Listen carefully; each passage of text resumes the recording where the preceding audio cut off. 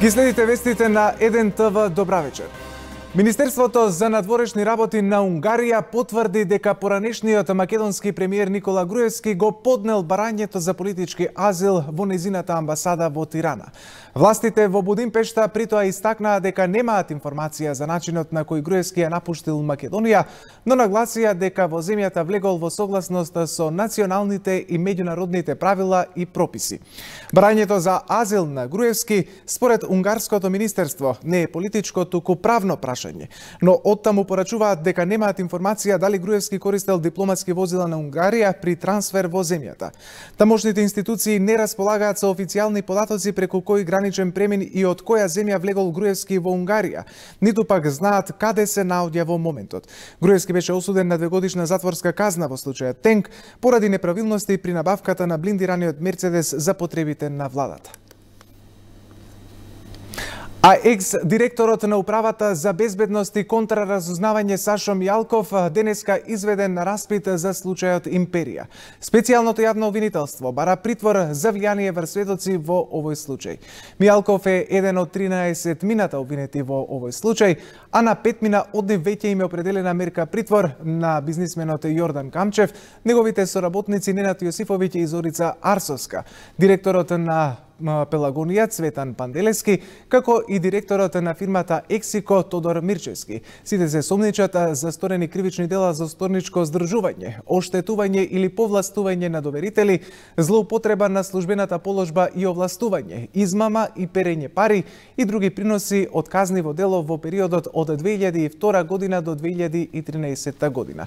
На терен е колегата Игор Стефановски, кого линковски го вклучуваме во овие вести. Игор, кои се последните информации од теренот?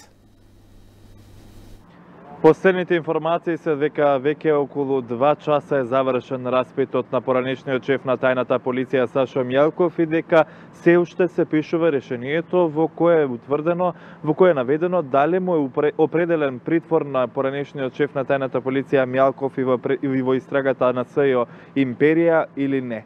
Мијалков во кривичен е речиси 8 часа. Тој беше спроведен некаде околу 14 часот од Скопскиот истражен затвор во Шуткав до Скопскиот кривичен суд за да одговара на прашањата на судија на претходна постапка. Неофицијалните информации дека Весна Демишковска одлучува дали ќе му се определи втор притвор на Сашо Мијалков или не, конкретно за истрагата Империја. Инаку новата истрага специјалното јавно обвинителство ја отвори пред речиси 1 месец, но тогаш за Мијалков не беше побарано притвор. Но затоа за притвор се побара за 5 мина, меѓу кои и бизнисменот Јордан Камчев, и за нив беше определена мерка притвор. За Мијалков беше пак определено притвор пред околу 10 дена, односно точно на 20 октомври претходниот месец за случајот Таргет Тврдина за нелегалното прислушување и уништувањето на апаратите за следење на комуникациите. На Мијалков му се суди во 4 процеси, освен во Таргет Тврдина, му се суди во Тортура, Титаник 2 и во Трезор. Тоа што се напомена, како што и претходно објави 1 ТВ во решението на кое му определен притвор на Мијалков во предметот Таргет Тврдина, се е доказот, односно писмото од Управата за финансиско разузнавање на кое што се евидентира сметки од износ со повеќе од околу 11,5 милиони евра. 8 милиони евра е не на физичко лице, 3,5 милиони евра пак на правно лице, меѓутоа не се директни на Мијалков, туку имало негова поврзаност. Ова го спореше одбраната, а затоа и бара јавна седница во апелација со која што се очекува да се одржи наредната недела, на која ќе бара да му се укине притворот на Мијалков, конкретно во предметот Таргет Тврдина, за кого веќе му е определен притвор и Мијалков е сместен во Шутка.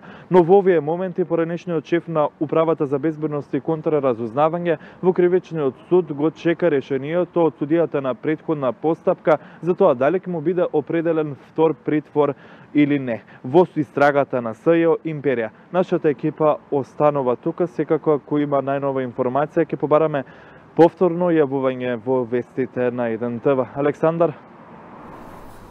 Игор, ти благодарам за извештајот во ова вклучување, како што кажа, доколку имаш нови информации, те очекуваме со повторно вклучување во овие вести.